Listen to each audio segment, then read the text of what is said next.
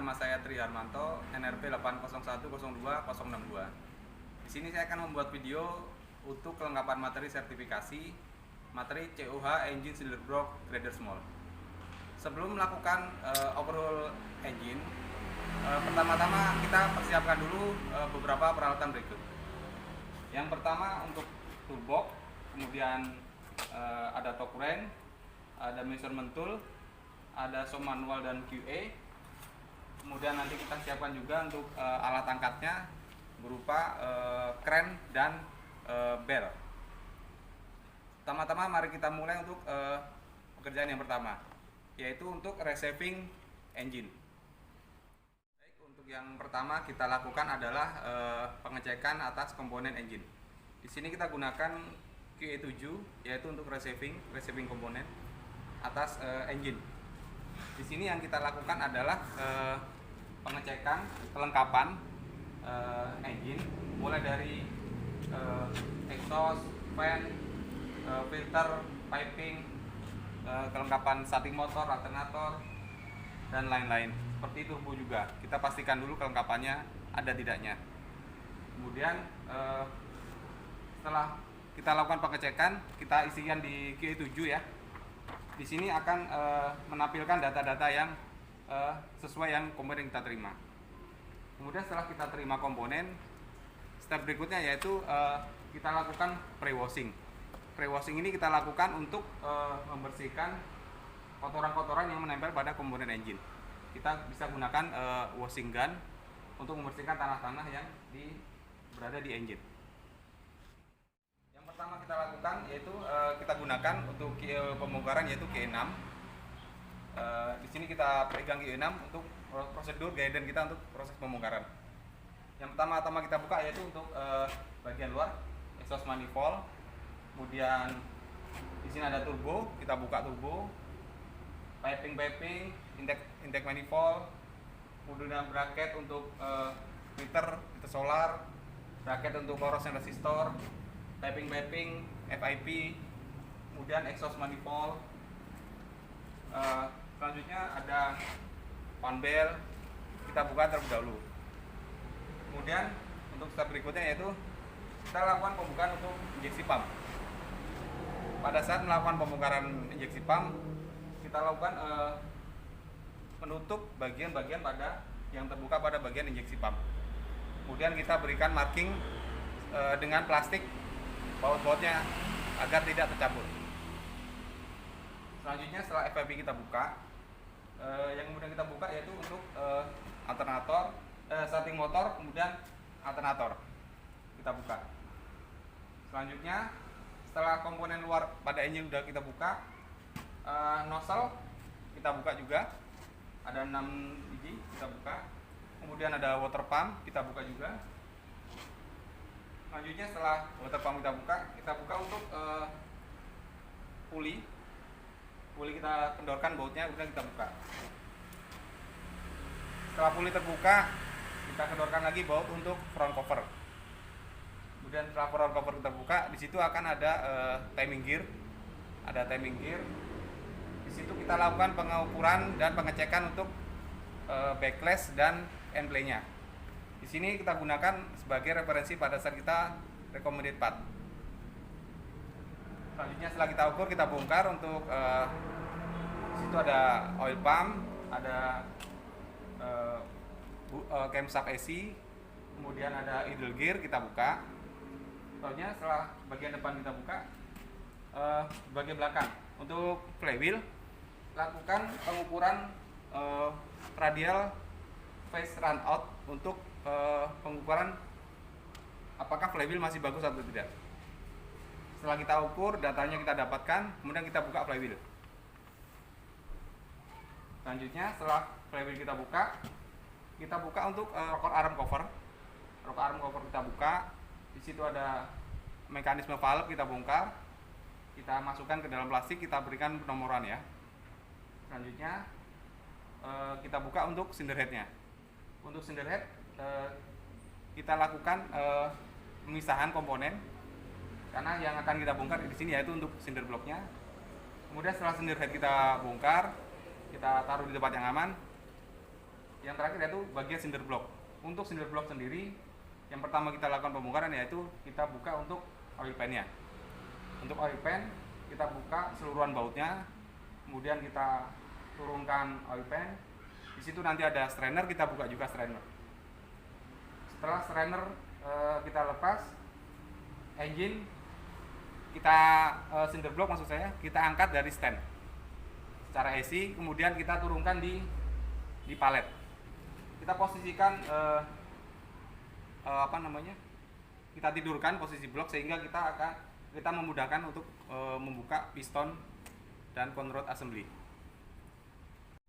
Setelah blok engine kita taruh di palet di bawah, kita lakukan pengukuran untuk side clearance dari conrod dari nomor 1 sampai nomor 6. Kita masukkan datanya di GE5. Di sini untuk menentukan apakah conrod masih bisa digunakan lagi atau tidak.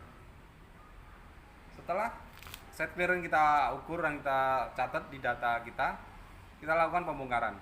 Kita kendorkan baut pada cap conrod, kemudian kita keluarkan. Kita berikan tanda sesuai dengan penomoran pada conrodnya. Selanjutnya setelah conrod kita lepas semuanya, kita ukur untuk end play dari crankshaft. Kita masukkan datanya di GE5 untuk menentukan apakah crankshaft masih bisa kita pakai ulang atau perlu dilakukan fabrikasi. Setelah kita dapatkan untuk data-data yang kita butuhkan, kita kendorkan baut main cap. Kita kendorkan dari sisi luar ke arah sisi dalam. Kemudian kita buka main cap, kita berikan marking kalau belum ada marking pada main capnya. Kemudian baut baunya juga kita pisahkan. Kemudian kita angkat crankshaft dengan menggunakan nylon belt. Kita letakkan di tempat yang aman, yang rata ya. Kemudian untuk cinder block sendiri kita posisikan, kita bersihkan untuk kita lakukan untuk pengukuran pada cinder counterbore dan cinder linernya. Kita akan melakukan untuk measurement pada engine cinder block. Di sini kita gunakan GE5 untuk measurement. Kemudian untuk alat-alat ukurnya kita sediakan ada inside micrometer dan outside micrometer. Kemudian untuk tip kit. Di sini akan kita lakukan pengukuran yaitu yang pertama untuk crankshaft. Untuk crankshaft sendiri kita lakukan pengukuran pada crank pin jurnal, dudukan conrod, kemudian pada main bearing jurnal. Di sini kita lakukan pengukuran dan pengecekan.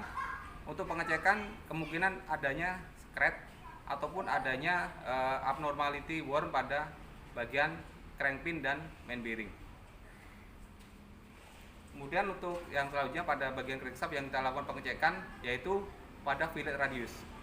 Pada fillet radiusnya ini kita gunakan radius keep untuk menentukan fillet radiusnya masih bagus atau tidak.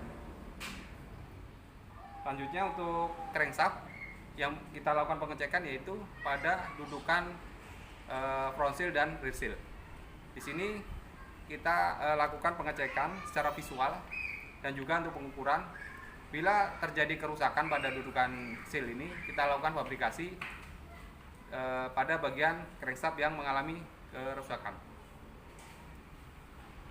Kemudian selanjutnya yaitu pengukuran untuk bending. Untuk bending crankshaft kita lakukan pengukuran untuk menentukan apakah crankshaft ini masih bisa kita pakai ulang atau mungkin perlu kita ganti. Itu untuk crankshaft. Kemudian yang kita lakukan pengukuran selanjutnya yaitu untuk silinder block. Untuk silinder block kita lakukan pengukuran pada silinder liner. Kita gunakan inside micrometer untuk menentukan keausan dari liner yang ada pada silinder block ini. Bila terjadi keausan yang berlebih, kita akan lakukan penggantian linernya. Kemudian kita lakukan pengecekan juga pada counterbore dudukan crankshaft. Kita ukur untuk kelurusan counterbore-nya. Selanjutnya untuk bushing camshaft. Busing camshaft kita ukur juga untuk data kita menentukan apakah busing camshaft masih bisa dipakai lagi atau kita ganti. Kemudian yang selanjutnya yaitu measurement pada busing idle gear. Pada busing idle gear kita lakukan juga pengukuran clearance, kita lakukan pengukuran inset diameter pada busing dan juga offset diameter pada shaft idle gear. Bila terlalu besar akan kita lakukan penggantian pada busingnya. Untuk measurement berikutnya yaitu kita lakukan pengukuran pada conrod. Kita lakukan pengukuran di sini yaitu pada small diameter dan large diameter pada conrod. Untuk small diameter yaitu kita ukur untuk diameter busing pada conrod. Kalau udah ukurannya sudah tidak dapat, kita lakukan penggantian pada busing conrod. Untuk large diameter yaitu ukuran bagian besar pada conrod, kita ukur di situ menentukan kausan dari conrod sendiri. Bila ukuran sudah tidak bagus, kita lakukan penggantian. Selanjutnya untuk conrod sendiri kita juga lakukan pengukuran bending dan twist pada conrodnya. Bila data yang dapat kita di luar standar, kita lakukan penggantian. Kemudian yang selanjutnya yaitu untuk camshaft. Untuk camshaft sendiri di sini kita lakukan pengukuran satu untuk bending camshaft, kemudian tinggi dari nok camshaft. Nok untuk yang berhubungan dengan bagian dari camshaft yang berhubungan dengan tapet. Di sini kita ukur diameternya, yaitu untuk sisi untuk exhaust dan intake urutan silinder 1 sampai nomor 6. Bila data yang didapat bagus, kita gunakan ulang untuk camshaftnya. Bila data yang kita dapatkan menunjukkan terjadi kausan, kita lakukan penggantian pada camshaft. Selanjutnya kita lakukan juga pengukuran untuk piston. Di sini ada piston, kita lakukan pengukuran untuk kausan dari piston. Untuk piston sendiri kita lakukan pengukuran untuk offset diameternya untuk menentukan apakah piston bisa digunakan lagi atau tidak. Bila terjadi kausan berupa skret pada bagian bodi piston dan ukuran yang didapatkan menunjukkan hasil yang standar, bahwa kita tetap lakukan penggantian karena sudah terjadi skret pada bodi piston. Kemudian kita ukur juga untuk kausan pada dudukan ring pistonnya. Kita lakukan pengukuran. Untuk pistonnya tadi. Kemudian kita ukur juga untuk diameter dari pin pistonnya.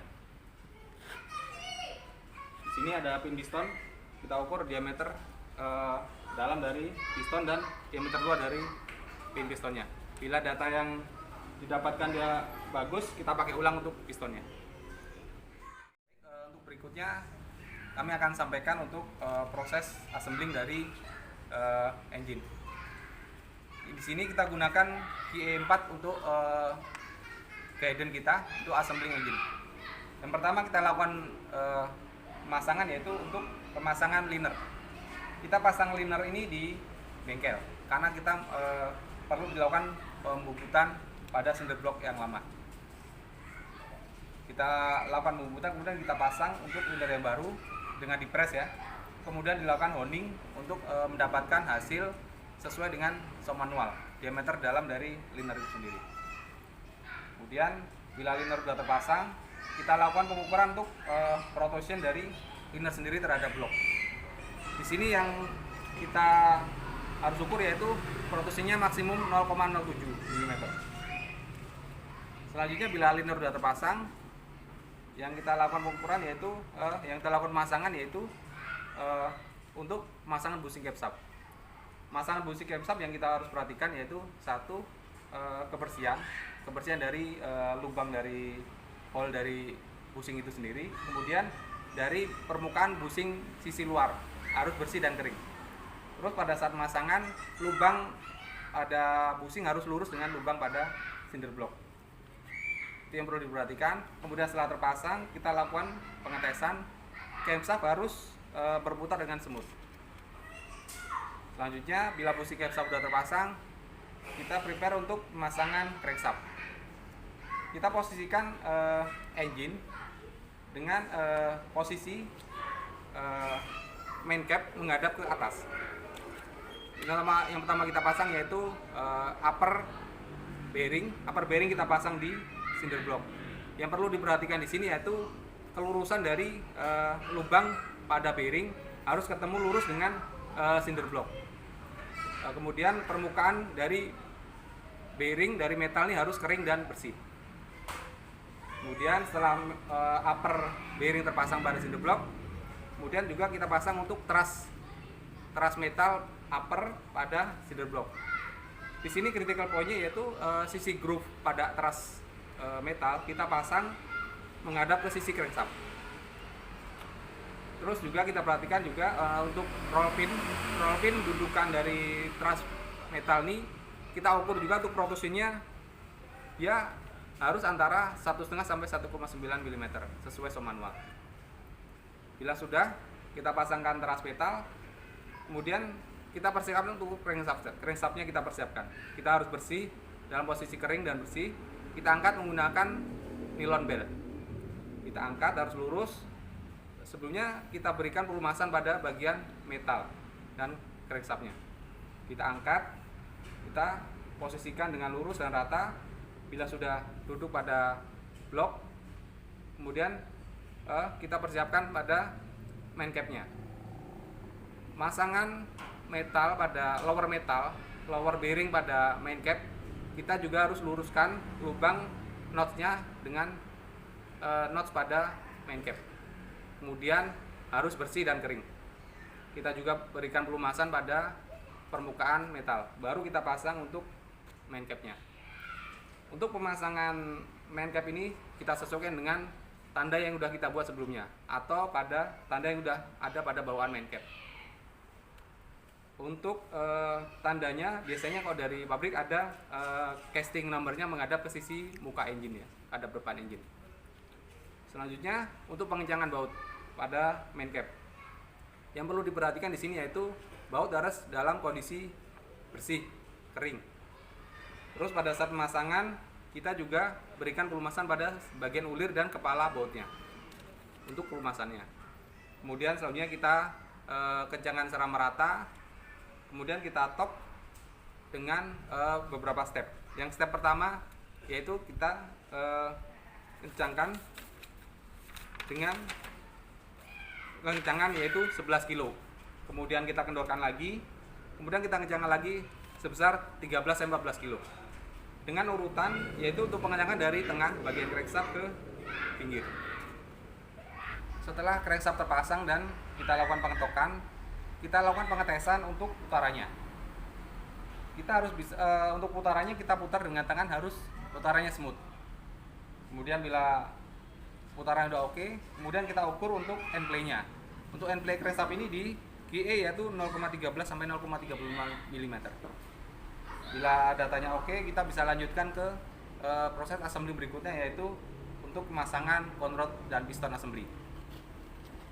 Untuk pemasangan piston assembly, kita lakukan terlebih dahulu piston kita persiapkan dalam kondisi bersih.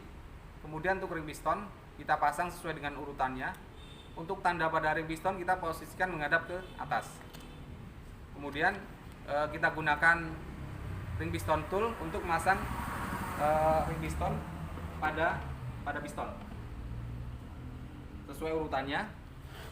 Kemudian bila sudah ring piston sudah terpasang, kita pasangkan untuk conrod dengan piston.